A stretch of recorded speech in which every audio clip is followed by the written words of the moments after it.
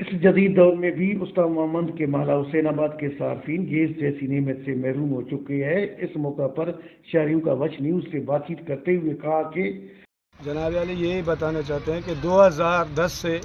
ہمارے پاس کوئی گیس نہیں ہے یہاں پہ حسین آباد اور یعقوب محلے میں بھی نہیں ہے، اور ہم یہی بول رہے ہیں کہ بھئی گیس مہنگائی کا دور ہے، غریب آدمی چولہے نہیں جلتے ہیں، لکڑی مہنگی ہے، ہم کہاں سے خریدیں؟ مہنگائی بھی ہو گئی ہے، آپ دیکھ رہے ہیں، اور ہم کیا کہہ سکتے ہیں؟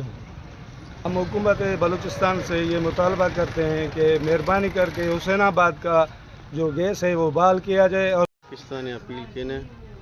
کہ ننا محلہ حسین آباد T gas if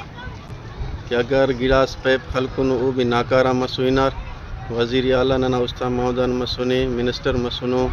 M P اے مسنو اینو اس کا حسین آباد سہولت گیسنا دیرنا کوئی تیتنو دانن حکومت پاکستان وزیر اعلیٰ بلوچستان عرض گزارش کینا کہ مہربانی کے استاد محمد محلہ حسین آباد زو جلدی کیا رہے گیس ایک سیلاب ہوا تھا اس ٹائم سے جب گیس غائب ہو گیا ہے، ابھی تک ادھر نہیں ہے۔ ہم لوگ لکڑی لے رہے ہیں 1000 روپے فی من کے حساب سے،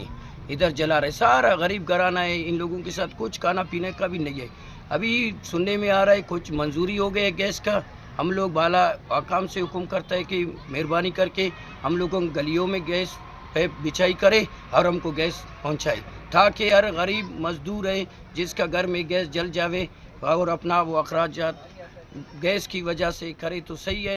شہریوں کا مزید کہنا تھا کہ ہم chief secretary Balochistan G M Sui southern gas company سے مطالبہ کیا کہ محلہ حسین آباد کے ناکارہ بوسیدہ پائپ لائنوں کو تبدیل کر کے سروے کیے گئے معلوم کا کام شروع کیا جائے۔ کیمرہ ٹیم کے ساتھ علی حسن بلوچ، وش نیوز، استاد محمد۔